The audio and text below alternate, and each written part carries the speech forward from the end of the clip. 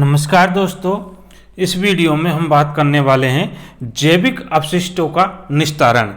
जैविक अपशिष्ट जो कि पशु से हमें प्राप्त होते हैं वो अपशिष्ट, और जो पेड़ पौधों आदि इनसे प्राप्त होते हैं वो अपशिष्ट।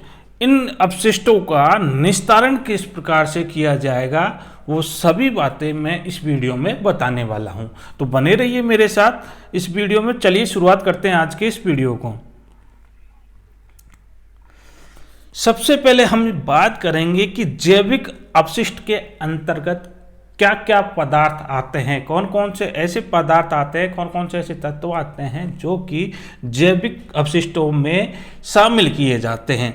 अब इन जैविक अपशिष्टों में देखा जाए तो पेड़ पौधों के पत्ते, चारे वगैरह एक तो ये आते हैं जो कि पेड़ पौधों से प्राप्त होते हैं।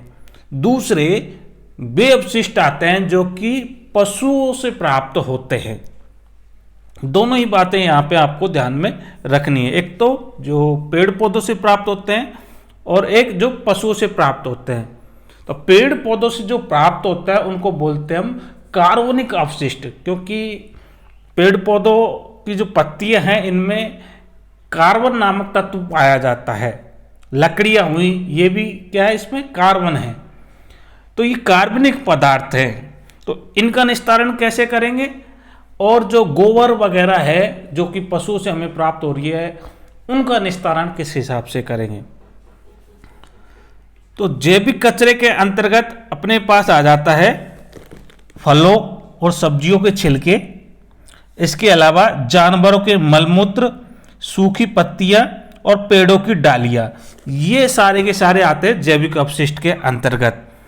इनका निपटारा किस हिसाब से करते हैं, इन सभी को एक गड्ढे में डाल देते हैं। जनरली सीधी सी बात है, अपशिष्ट एकत्रित किया और एक गड्ढे में डाल दिया, ढक दिया।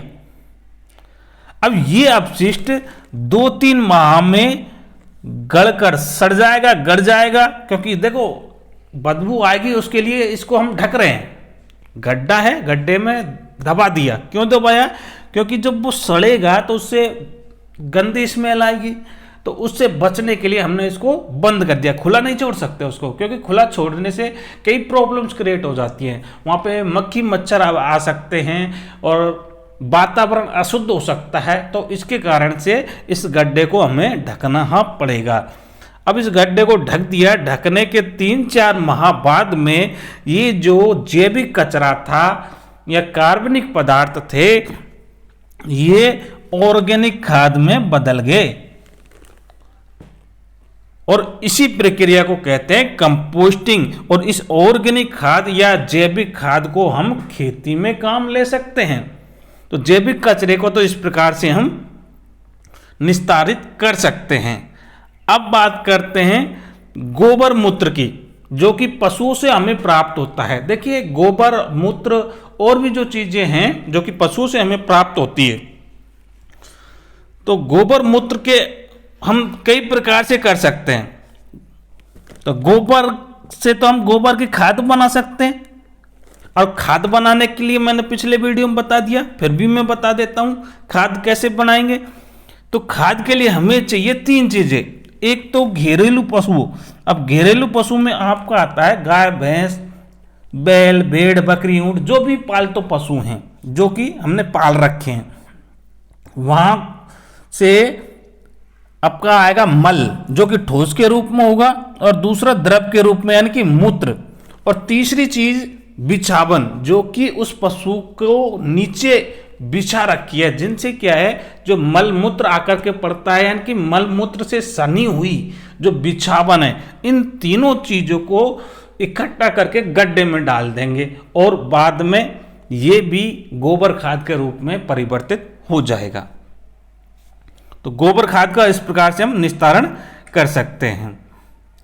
अब बात करते हैं पशु आवास, क्योंकि हम पशु परिचरण के हिसाब से, पशुपालक के हिसाब से इसे अध्ययन कर रहा है, क्योंकि हमारा जो टारगेट है ये पशु परिचर एग्जाम को क्रैक करना है।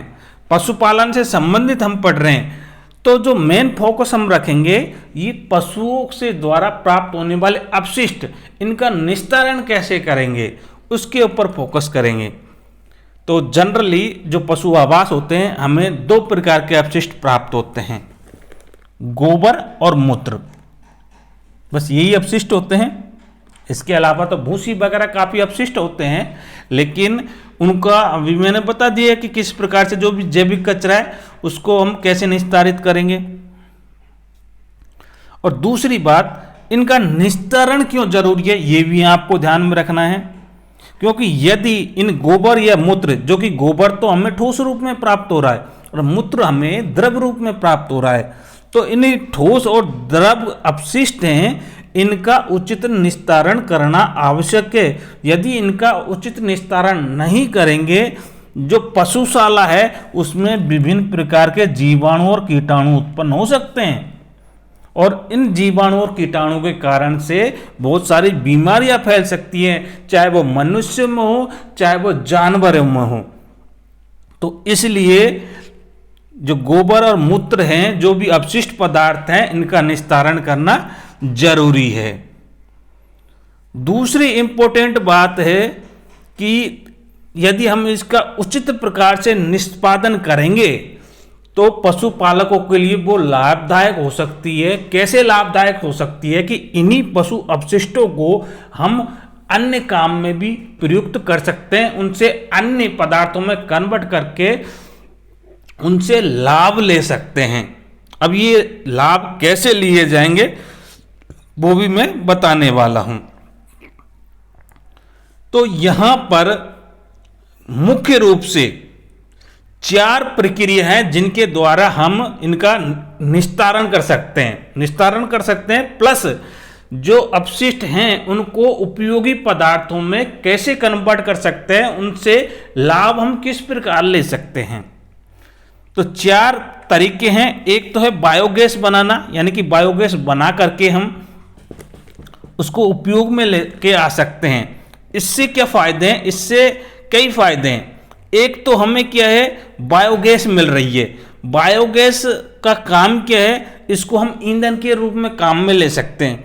दूसरा, जो बायोगैस बनाने में हमने जो पदार्थ लिए, जो अपशिष्ट लिए, ये पशुओं के अपशिष्ट हैं, तो एक पशु का अपशिष्ट का निष्पादन हो गया। दूसरा, हमें बायोगैस मिल रही है जिसका उपयोग हम ईंधन के रूप में कार्य ले रहे हैं। और तीसरा, जो अपशिष्ट बायोगैस बनने के साथ साथ जो अपशिष्ट और प्राप्त होता है उसको हम खाद के रूप में काम में ले सकते हैं। तो 3 इसके बड़े फायदे हो सकते हैं। ठीक है। दूसरा है कार्बनिक खाद बनाना, जो कि अभी मैंने बताया कि जो गोबर मलमूत्र है इसको गड्ढे में डाल देते हैं और गड्ढे का मुंह बंद कर देते हैं, जिसके बाद में वो कार्बनिक खाद बन जाती है। तीसरा काम है थेपड़ी और कंडे बनाना। आपने गांवों में देखा होगा कि गोबर को थाप करके उसके कंडे वगैरह बना लेते हैं, और जब ईंधन की जरूरत पड़ती है तो उस कंडे को हम काम में ले लेते हैं। और अगली विधि है रासायनिक विधि, जिसमें हम गोबर में उपस्थित कीटाणु को नष्ट करने के लिए विभिन्न प्रकार के रसायनों का प्रयोग करते हैं, ताकि उसमें कीटाणु वगैरह नहीं पनपे इसके कारण से। तो चलिए एक एक विधि को हम देख लेते हैं। सबसे पहले हम देखेंगे कार्बनिक खाद बनाने की, जो कि हमने पहले भी बता दिया है किस प्रकार से हम कार्बनिक खाद बनाएंगे। तो इसके लिए करेंगे क्या, गोबर और मलमूत्र है इसको गड्ढे में भरेंगे और गड्ढे का मुंह बंद कर देंगे, जिससे कि क्या है, गोबर कार्बनिक खाद के रूप में तैयार हो जाए। लेकिन एक इंपॉर्टेंट बात आपको ध्यान में रखनी है कि इसमें बारिश का पानी नहीं जाना चाहिए, या फिर अन्य पानी जो कि नहाने का पानी है, बर्तन मांजने का जो गंदा पानी है, वो पानी इसके अंदर नहीं जाना चाहिए। उससे होगा क्या, यदि बारिश और अन्य पानी इसके अंदर चला जाएगा तो जो खाद है उसमें अन्य प्रकार के बैक्टीरिया भी, कीटाणु वगैरह, लट वगैरह पड़ सकती है, और वो जो खाद बनेगी वो उत्तम क्वालिटी की नहीं बनेगी। नमी रहेगी, नमी भी रहेगी तो प्रॉपर रूप से वो शुद्ध खाद नहीं बन पाएगी। ठीक है। अब दूसरी बात हम करते हैं थेपड़ी या कंडे बनाना, जो कि जनरली गांवों में बनाया जाता है। आपको पता होगा थेपड़ी बना दिया, उसको सूर्य के प्रकाश में सुखा दिया और बाद में जब ये सूख जाता है तो ईंधन के रूप में इसको काम में ले लेते हैं। प्लस जब ईंधन के रूप में इसको काम ले लिया और इसके बाद जो राख बनी है उसको भी हम खाद के रूप में काम में ले सकते हैं। मतलब जो उत्पाद बन रहा है उसको भी हम लाभकारी चीजों में काम में ले सकते हैं, वो भी काम आ रहा है, वो भी वेस्टेज नहीं जा रहा। तो दो फायदे हैं थेपड़ी बनाने से, एक तो ईंधन के रूप में काम आ रहा है, प्लस इसका भी जो अपशिष्ट बन रहा है उसको भी हम खाद के रूप में काम में लेते हैं। अगली जो विधि है रासायनिक विधि। तो रासायनिक विधि में हम क्या है, विभिन्न प्रकार के रसायनों का प्रयोग करेंगे। और ये रसायनों का प्रयोग क्यों करेंगे, वो इसलिए करेंगे कि गोबर में न तो मक्खी मच्छर वगैरह काफ़ी पनपते हैं, तो ये मक्खी मच्छर या उनके अंडे देने का स्थान होती है, तो ये अंडे लार्वा वगैरह ये मर जाएं, इसके लिए हम विभिन्न प्रकार के रसायनों को प्रयोग करेंगे और इन रसायनों को हम गोबर पर छिड़केंगे, जिससे कि क्या ये मक्खी लार्वा अंडे वगैरह इसमें नहीं पनपे। अब इसके लिए हम प्रयुक्त कौन कौन से रसायन करेंगे, तो इसके लिए वैसे तो बहुत सारे रसायन हैं, लेकिन यहाँ पे मैं 2 या 3 रसायनों के बारे में बताने वाला हूँ, जिसमें इंपॉर्टेंट है हलेबोर बेंजीन हेक्साक्लोराइड या फिर डाइक्लोराइड फिनाइल, जिसको डीडीटी के नाम से जानते हैं, और तीसरा है बोरेक्स।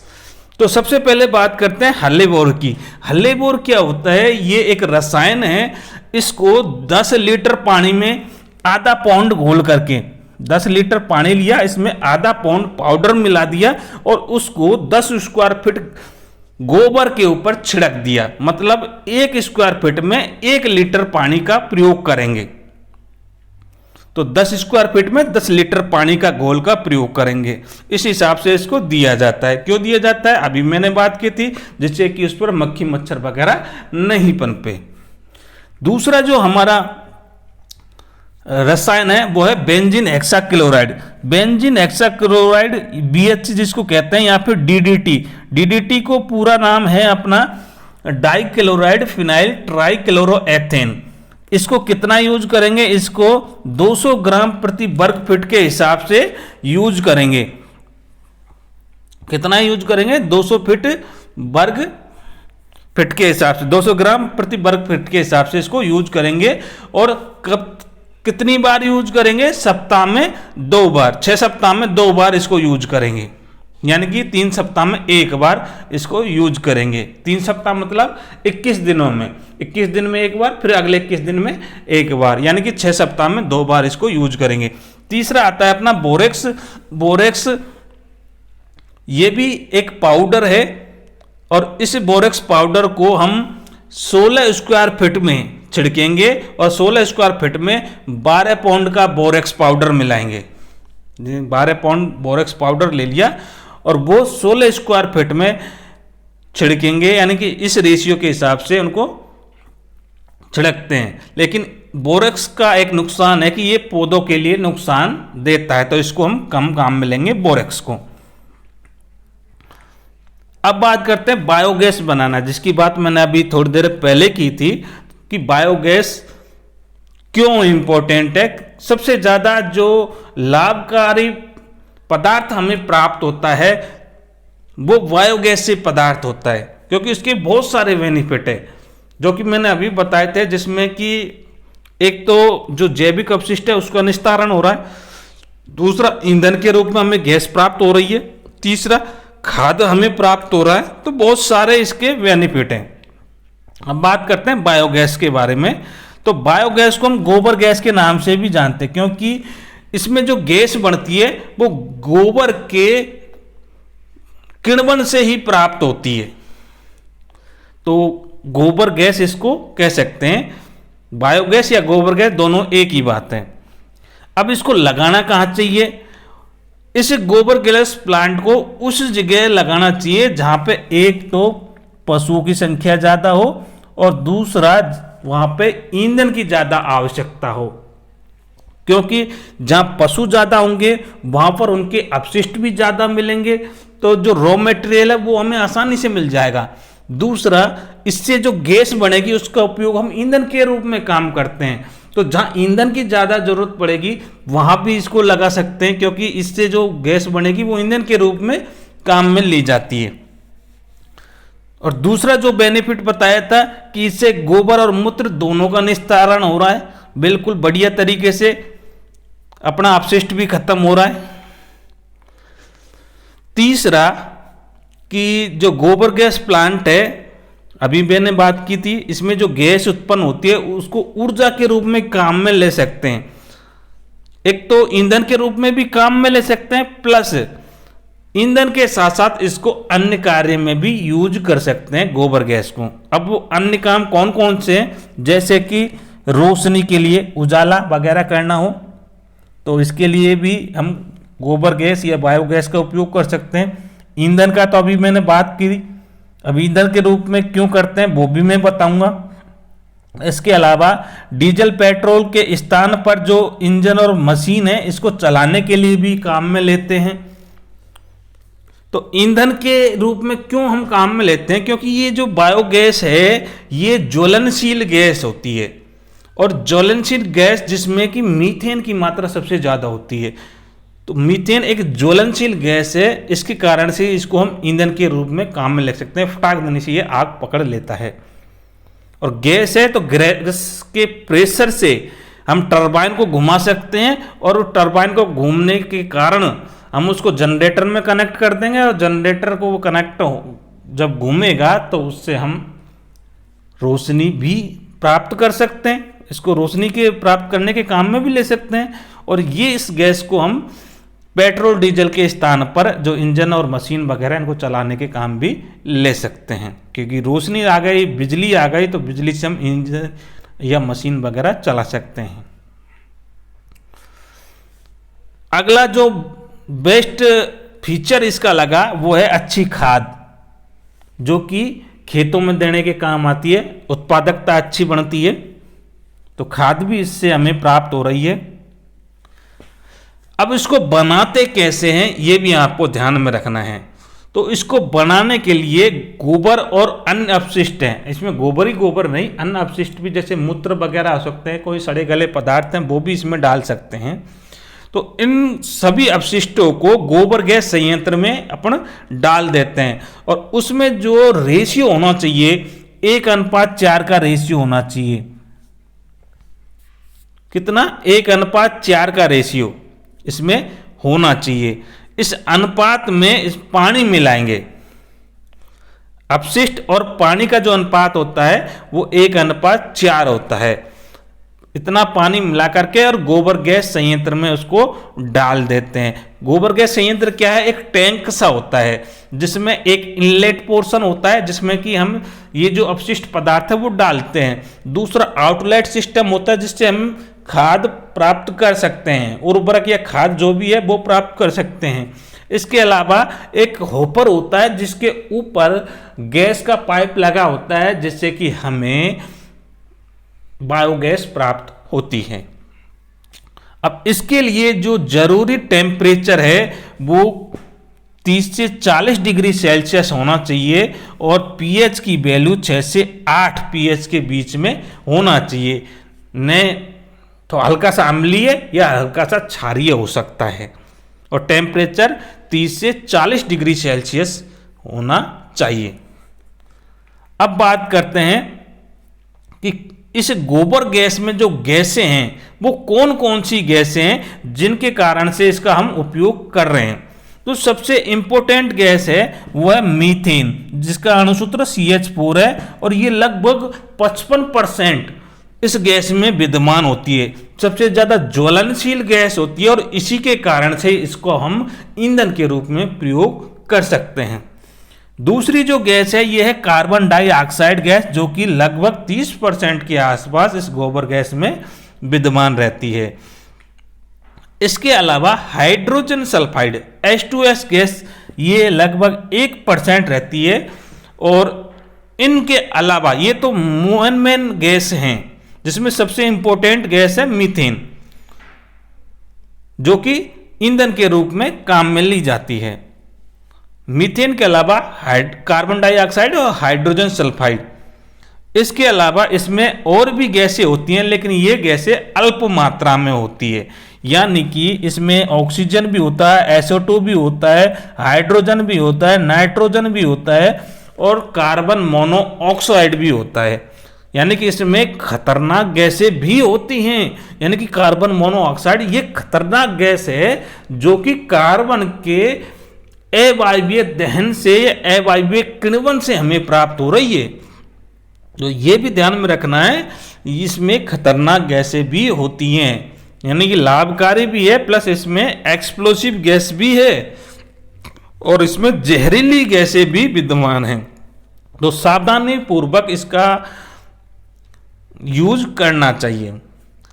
अब इसके बाद और किस हिसाब से इन जैविक अपशिष्ट है इनका प्रयोग कर सकते हैं, तो इनको हम कीटनाशक के रूप में भी काम में ले सकते हैं। जैसे कि जो पशु के मूत्र हैं या फिर नीम की पत्तियां हैं, इनको सड़ा करके जो फसल और सब्जियां हैं इनमें कीटनाशक के रूप में भी इसको प्रयुक्त किया जा सकता है। कि नीम की पत्तियां इनको सड़ा करके और हमने क्या है जो भी फसल है या सब्जी है इनमें डाल देते हैं, पीस करके डाल दिया या उनको सड़ा करके उनका पानी वगैरह उसमें डाल दिया, जिससे कि क्या है उसमें जो कीड़े वगैरह हैं वो नहीं लगते हैं।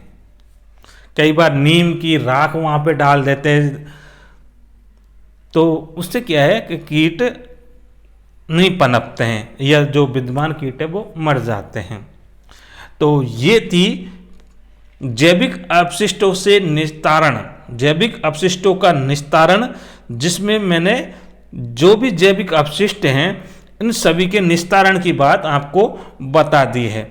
तो उम्मीद करता हूं कि ये वीडियो आपको पसंद आया होगा। मिलते हैं नेक्स्ट वीडियो में, तब तक के लिए धन्यवाद। जय हिंद, जय भारत।